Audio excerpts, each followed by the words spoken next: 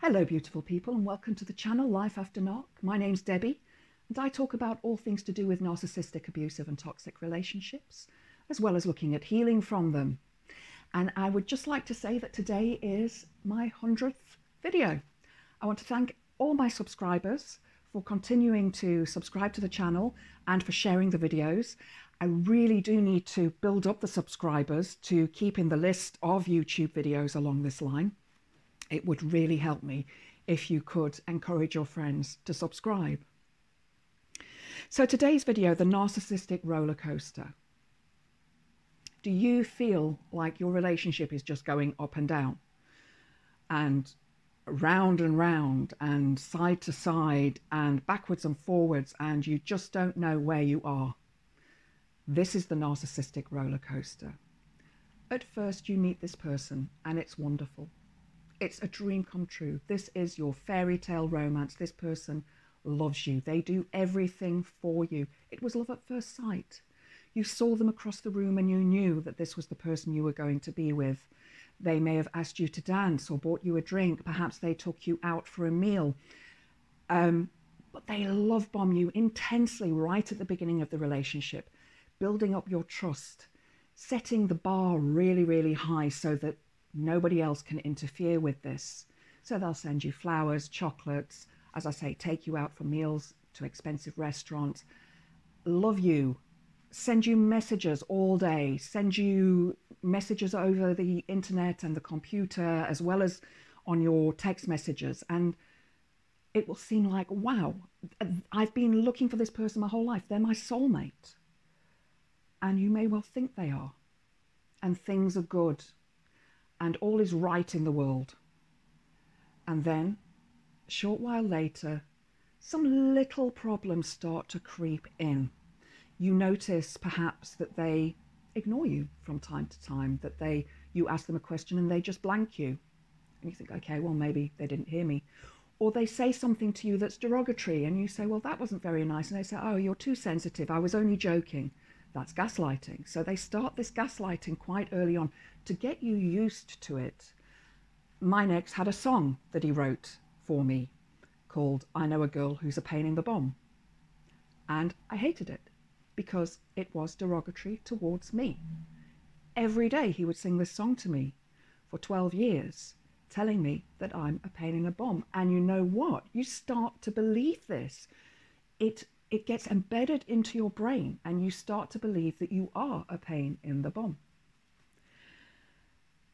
Perhaps they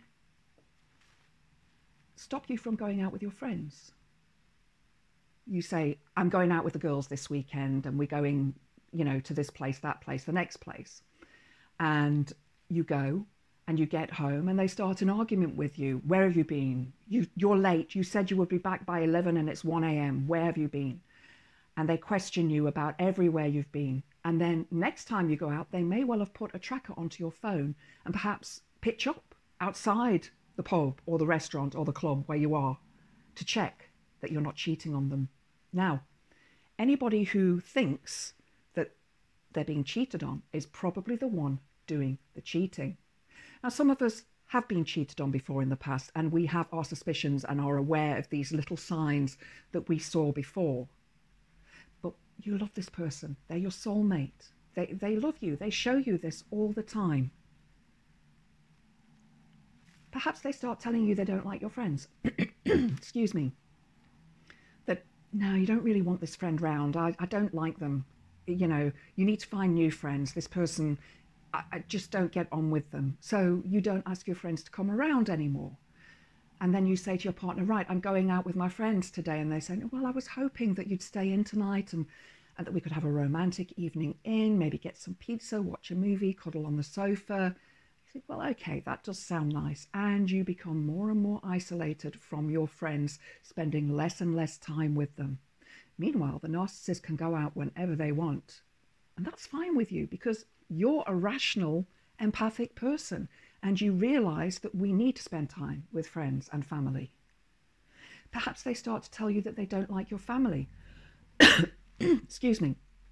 That this person in your family is not nice. They don't like them. They don't want to spend time with them. So when you want to spend time with your family, You're now cutting back on that time because your partner doesn't want to spend time with the family. Or you go on your own. And that's also normal. It's something that any person would do to visit their family, but the narcissist becomes jealous. What did you do with your family? Where were you? You weren't in when I rang them. Again, checking up on you, following you, making sure you're doing what you say you're going to do and not deviating from that plan. It's all a form of control and manipulation. Do they watch porn? Have they started watching porn? Have they brought this into the relationship? Perhaps they want you to do sexual favors for them, things that you would never normally do, but because you love them, you say, okay, we'll try that, we'll do that. Maybe you enjoy it, and that's fine. We're all different. We all have our different ways of looking at things and our different approaches, and there is no judgment from me in that respect. Perhaps they start to take photos of random people, women in the street who are dressed in beautiful, sexy outfits to later masturbate over. And you may actually end up seeing this on their phone and say, what's that? And they will delete it quickly and say, well, nothing, there's nothing there. Look, look, I show you my phone, there's nothing there. But you know what you saw, but did you really see it? Surely this person wouldn't do that kind of thing. I'm going to pop a link to a video below that I did called The Photo. It is a true story. It is about what happened in my Nexus and mine relationship. I will be re-recording it in the future with my face because it's one of my original videos where I didn't show my face. Does this person start to anger easily over nothing? They seem to be upset over absolutely nothing. Perhaps you walk into the room one day and they pick up their laptop and they throw it against the wall and you're like, whoa, what did I do? And they blame you for this, like, whoa. Then perhaps they kick a door or kick the fridge door and then the freezer doesn't work anymore because the door's buckled. Perhaps they even try to physically harm you. It could be a slap, a punch, pulling your hair, biting, kicking, pinning you to a wall or the floor, or maybe even trying to rape you, or perhaps even successfully raping you. All of these little signs are things that the relationship is wrong, that something is going on, that this is not normal. They begin to cause more and more arguments. They make you feel scared. They make you feel anxious all the time. You feel guilty if you don't do something for them because you've got things that you need to do, and you start to do less and less for you and more for them. Maybe you start to eat more or eat less. You start to become ill. Your body starts to rebel against you. Perhaps you have stomach issues, constant headaches, skin itches. There could be any number of problems that appear within that relationship. These are all related to your anxiety and to your stress levels. And this causes dis-ease within the body, eventually becoming disease. And then they leave. Perhaps out of the blue, and you think, whoa, what happened? Why are you leaving? I thought you loved me. No, you're depressed all the time. You're anxious all the time. You're not doing the things that a girlfriend or wife should do, and I want something else. You're too old for me, you're too fat for me, you're too ugly for me, you're too this, you're too that, you're too the next thing, and you're just not what I want anymore. And you're hurt, you're devastated, you're beyond hurt, you're grieving, and a couple of weeks later they contact you and, I love you, I miss you, can we start again, please? This is the hoover. They begin to hoover you and suck you back in to their life.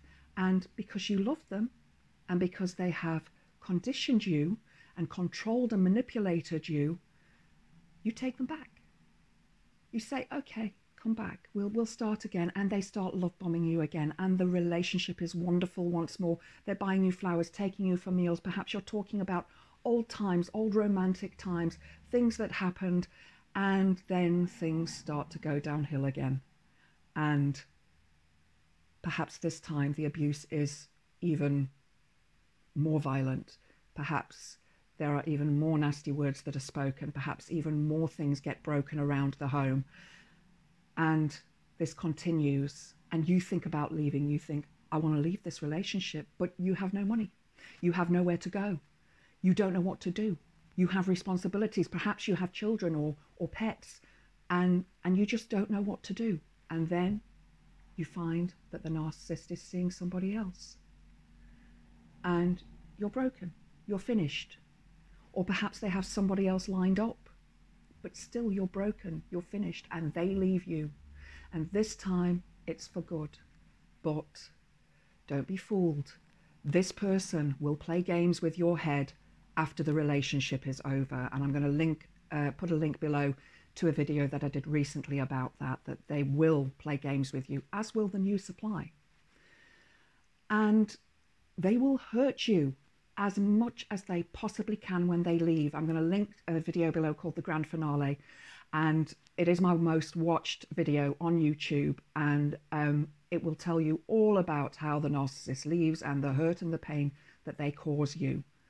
You will be broken. You'll be lying on the floor. This is the end of the roller coaster. You've fallen off. You don't know where you are anymore. This narcissistic fog has completely enveloped you, and you're confused and lost and hurt and crying, and you just don't know what to do. And that's okay, because you will heal over time. You will get better, but it's up to you. You have to take that stance and say, no more. When they try to hoover you back, no more. I'm not going down this road again, because they do not change. They will make the same mistakes again. Well, are they mistakes, or is it deliberate? Probably deliberate. And this time the pain may go on for a while because you're not taking them back. And they may try and hoover you a year down the line, 2 years down the line, 3 years down the line. But remember all of the horrible, nasty things they did that took you on that roller coaster, that dropped you down those steep hills, twisted you around upside down like a corkscrew. And you were left bereft at the end, feeling guilty, feeling scared, feeling watched, feeling hypervigilant, feeling this anxiety overwhelm you and take over your life. And you were left with nothing, no friends, no family, because they took it all away from you. It's now time to love yourself again. So I hope you've enjoyed this 100th video. I hope you subscribe to the channel and click the like button and share with your family, friends, anybody who you think may benefit. And I hope to see you next time. Blessed be.